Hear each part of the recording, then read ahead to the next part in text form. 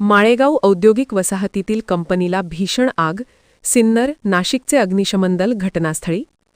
आगीचे लोळ आणि धुराचे लोट दूरवरूनही दिसत असून परिसरात एकच खळबळ उडाली। सुदैवाने यात कुठल्याही प्रकारची जीवितहानी झाली नाही। सिन्नर तालुक्यातील माळेगाव औद्योगिक वसाहत परिसरातील मोहोद्री वनोद्यानाजवळ असलेल्या विमा ऑरोमॅटिक्स या कंपनीला बुधवारी दुपारी 11:15च्या सुमारास अचानक भीषण आग लागली। आगीचे लोळ आणि धुराचे लोट दूरवरूनही दिसत असून परिसरात एकच खळबळ उडाली। सुदैवाने यात कुठल्याही प्रकारची जीवितहानी झाली नाही। घटनास्थळी माळेगाव औद्योगिक वसाहत परिसर आणि सिन्नर नगर परिषदेचे अग्निशमन दल तातडीने दाखल झाले असून कंपनीमध्ये अगरबत्ती बनवण्यासाठी लागणारी पावडर तयार केली जात असल्याने कंपनीमध्ये मोठ्या प्रमाणात पिंपात रसायन साठवले होते।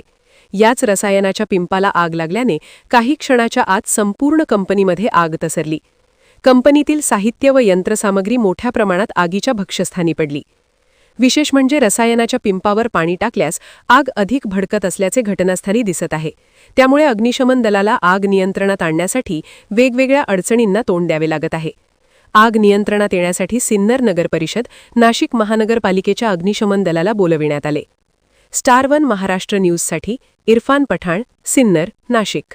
11 वाजेच्या दरम्यान आम्हाला हा कॉल प्राप्त झाला आणि प्राथमिक जर आम्ही बघितलं तर आगीचं रूप हे रौद्र रूप धारण केलेलं होतं। कारण की त्यांची प्रोसेस आपण बघितली तर यारा क्रिस्टल पावडर ही त्यांच्याकडे हे त्यांचं फिनिश गुड आहे, जी अगरबत्ती प्रोडक्शनसाठी जी आपली यूज केली जाते आणि त्याचा मोठ्या प्रमाणात लागणारे जे रॉ मटेरियल आहे त्याचा साठा इथे असल्या कारणाने ते ज्वलनशील पदार्थ होते, त्या कारणाने ती आग जास्त फ्लेमेबल झाली, आग वाढली।